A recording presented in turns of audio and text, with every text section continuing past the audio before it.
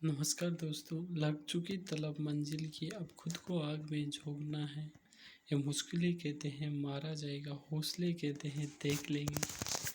जय हिंद, जय श्री राम। आगे कला सुबह से शुरू करते हैं। हम बात कर रहे थे पिछले वाली जो क्लास है उस पर पृष्ठभूमि की बात कर रहे थे। तो मैं बात करता हूँ राजस्थान अध्ययन की स्कूल के अंदर राज्य के जो उत्तराधिकारी मामले थे उनमें हस्तक्षेप करने लगे अंग्रेजों ने संध्या करते समय कहा था कि जो आपका परंपरागत जो शासन व्यवस्था चल रही है हम उसमें कोई हस्तक्षेप नहीं करेंगे। कालांतर में थोड़े दिन गुजरते हैं, लेकिन अंग्रेजों ने 1826 के अंतर्गत अलवर के जो बख्तावर सिंह के दो पुत्र थे, बलवंत सिंह और एक विनय सिंह, मध्य राज्य को दो हिस्सों में कर दिया था।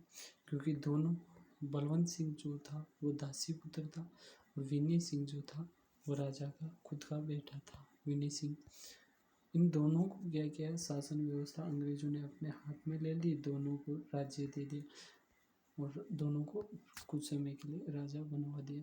भरतपुर के उत्तराधिकार के भरतपुर में जो उत्तराधिकारी जो प्रश्न था उस पर भी इन्होंने अमल किया। और जो भरतपुर के उत्तराधिकारी प्रश्न 1826 के अंतर्गत अंग्रेजों ने लोहागढ़ दुर्ग को घेर कर उसे नष्ट कर दिया और बालक राजा बलवंत सिंह को गद्दी पर बिठाकर पॉलिटिकल एजेंट के अधीन काउंसिल की नियुक्ति कर दी, जो प्रशासन का संचालन करने लगी। अंग्रेजों ने अपने समर्थक उम्मीदवारों को उत्तराधिकारी बनाकर राज्य में अप्रत्यक्ष रूप से अपनी राजनीतिक प्रभुत्व स्थापित कर दी। कुल मिला के कहना है कि 1826 के अंतर्गत इनका कोई दोस्त होगा या मित्र होगा, बलवंत सिंह, उसे गद्दी पे बिठा दिया। अंग्रेज उसे जो चाहे वो काम करवा रहे थे, जिसे राज्य का उत्तराधिकारी अल्पसंख्यक होता। एजीजी रेजिडेंट की अध्यक्षता में समर्थ है कि काउंसिल का गठन कर प्रशासन नियंत्रण स्थापित कर लेते थे। 1835 के अंतर्गत जयपुर में शासन संचालन के लिए पॉलिटिकल एजेंट के निर्देशन में सरदारों की समिति का गठन किया। 1844 के अंदर महाराणा लक्ष्मण सिंह के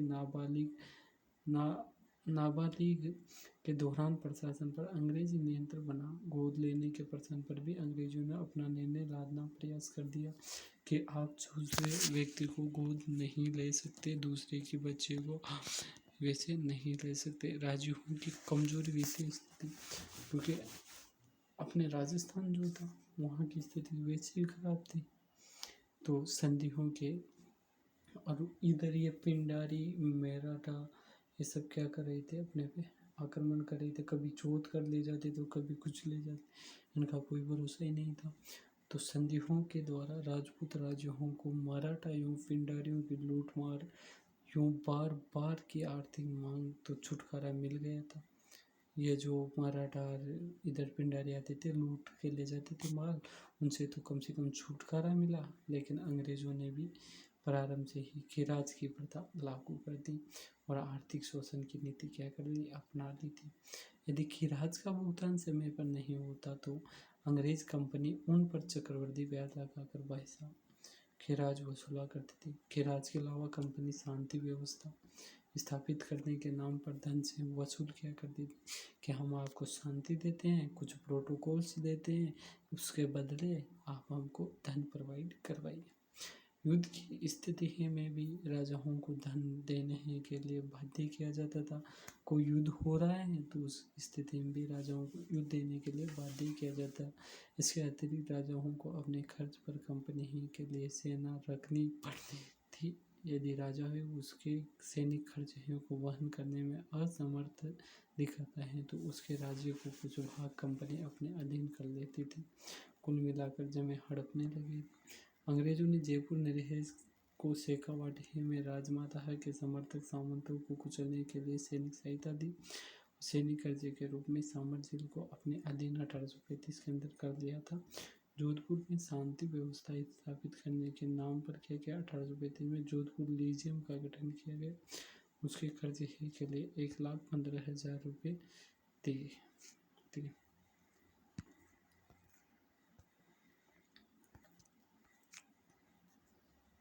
आइए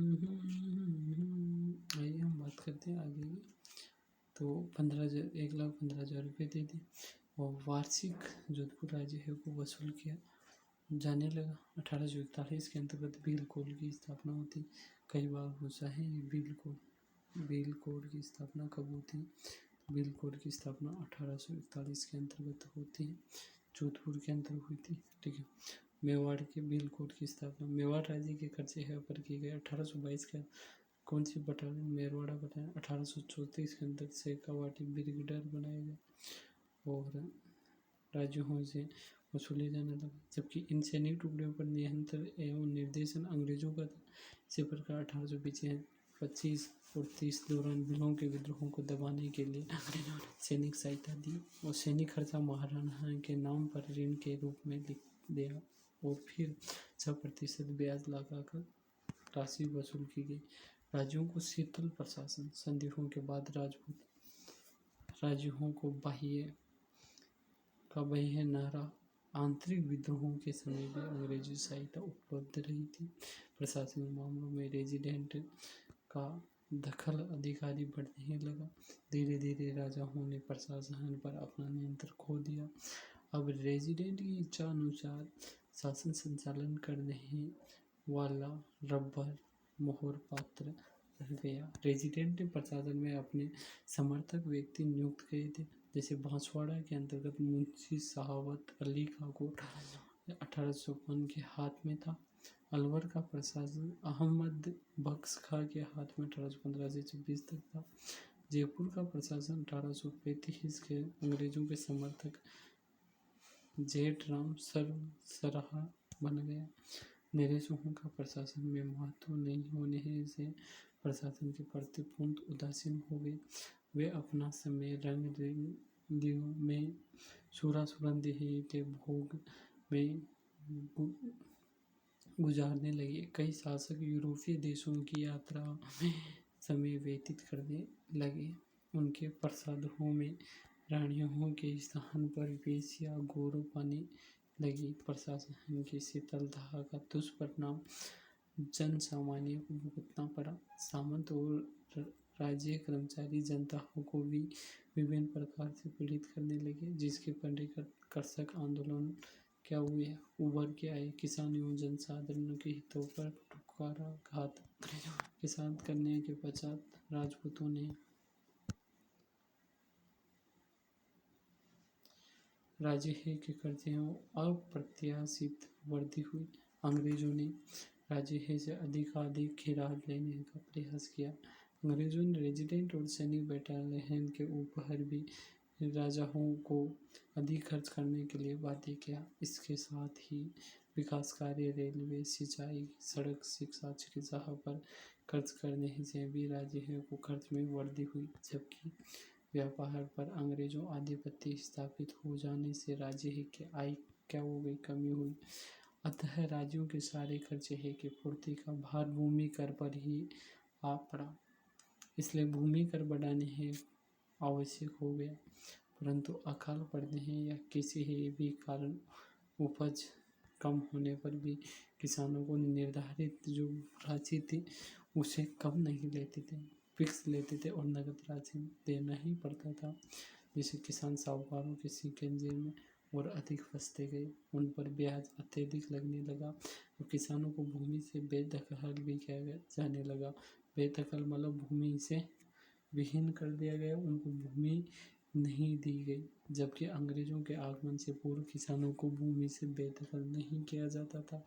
राज्यों ने अपने बढ़ते व्यय की पूर्ति के लिए किसानों पर चराई कर लगा दिया, सिंचाई कर आदि लगा दी। शासकों ने प्रशासन पर ध्यान हटाकर यात्रियों और मनोरंजन में समय व्यतीत करना शुरू कर दिया था और खर्चों की पूर्ति के लिए किसानों पर भूमि कर के साथ अनेक प्रकार के अतिरिक्त कर भार लगा दिए, जिससे किसानों की स्थिति अत्यंत दयनीय हो गई। रेलवे के विकास ने लोगों की समृद्धि के स्थान पर उन्हें निर्धन के रूप में ज्यादा दिया। ब्रिटेन निर्मित वस्तुओं से बाजार भर गए। राज्यों का कच्चा माल रेलों द्वारा बाहर जाने लगा।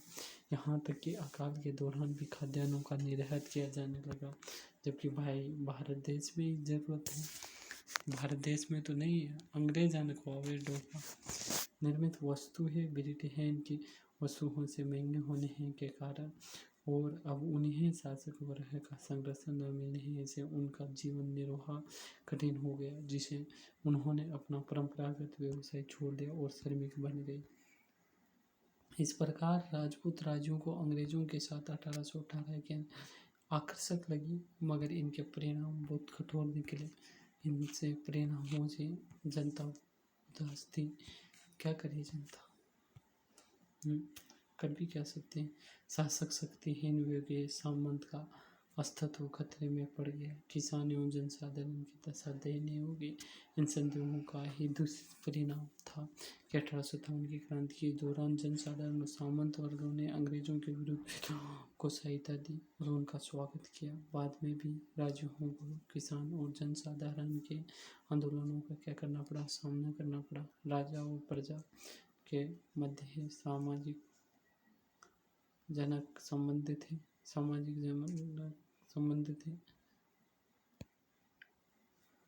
और वे सामंत होकर शोषक थे और शोषित में बदल गए थे। क्रांति का सूत्रपात व विस्तार कैसे हुआ, उस बारे में बात करें। 1857 की क्रांति ही का प्रारंभ समय राजपूताना में नसीराबाद, नीमच, देवरी, ब्यावर, अनिलपुरा, खेरवाड़ा और जो ब्यावर हैं, इन दोनों ने क्रांति में भाग नहीं लिया। 6 सैनिक छावनियाँ थी, 5,000 सैनिक थे, किंतु सभी सैनिक भारतीय थे।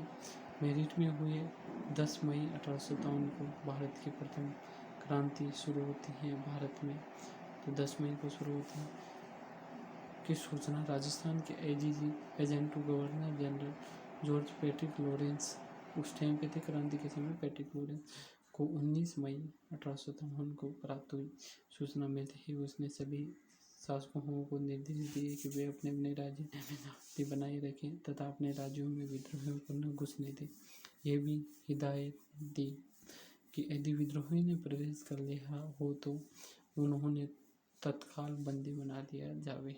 एजीजी ही के सामने उस समय अजमेर की सुरक्षा की समस्या सबसे अधिक महत्वपूर्ण थी, क्योंकि अजमेर शहर में भारी मात्रा में गोला बारूद सरकारी खजाना था। यदि यह सब विद्रोही के हाथों में पड़ जाता है तो उनकी स्थिति अत्यंत सुदृढ़ हो जाएगी। और अजमेर स्थित भारतीय सैन्य की 2 कंपनियां हाल ही में मेरठ से आई थी और एजीजी ने सोचा है कि संभव है इन्फेंट्री 15 बंगाल नेटिव इन्फेंट्री 15वीं native Bengal native infantry Meerut से विद्रोह की भावना लेकर आई। अतः इस इन्फेंट्री को नसीराबाद भेज दिया जाए। ब्यावर से 2 मेयर रेजिमेंट बुला ली गई। तत्पश्चात उन्हें डीसा गुजरात से एक यूरोपीय सेना भेजने को लिखा। राजस्थान में क्रांति की शुरुआत नसीराबाद से हुई, जिसके कारण निपुण थे। एजीजी 15वीं नेटिव इन्फेंट्री जो अजमेर में थी उसे अविश्वास के कारण नसीराबाद में भेजा और इस अविश्वास के चलते उनमें असंतोष पनपा।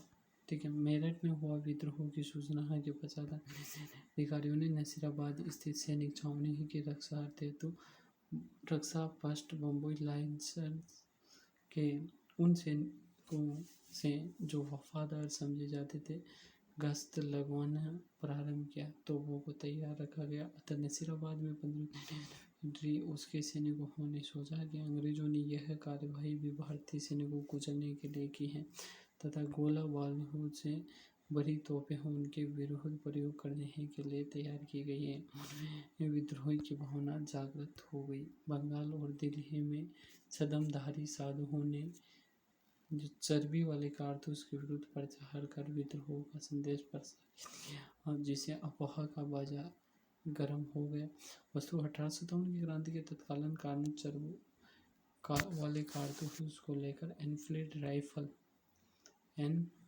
राइफल में प्रयोग में दिए जाने वाले कारतूस की टोपी को दांतों से काटना पड़ता था। इन कतरनों को करने के लिए गाय और सुअर की चर्बी ही लगाई गई। इसका पता चलते ही हिंदू और मुसलमान ही सैनिकों में विद्रोह की भावना बलवती हो गई। सैनिकों ने यह समझा कि अंग्रेज उन्हें धर्म भ्रष्ट करना चाहते हैं। यही कारण था कि क्रांति प्रारंभ नियत तिथि से क्या हो गई, पहले हो गई।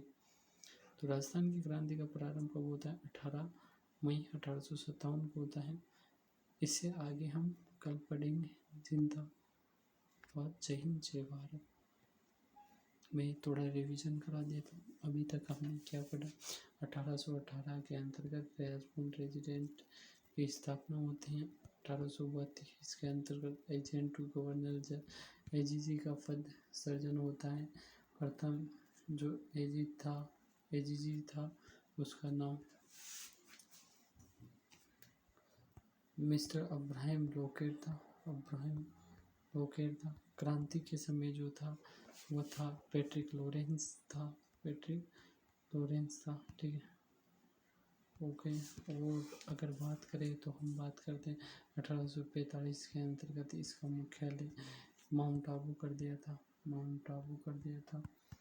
और दूसरी अगर हम बात करते हैं, मुख्यालय माउंट आबू कर दिया था। 1864 के अंतर्गत फिर इसका मुख्यालय शीतकाल में और दोनों भागों में बटा। शीतकाल में अजमेर रह गया और ग्रीष्म ऋतु के अंतर्गत कहाँ चला गया, तो अपने माउंट आबू में चला गया। ठीक है, क्रांति की आगे की बातें हम आगे करते हैं। Thank you. जय हिंद, जय भारत। तू हंस, तू मुस्कुरा, तू रोना कम कर दे, तू जिंदा है अभी, जिंदगी के नाक में दम कर दे।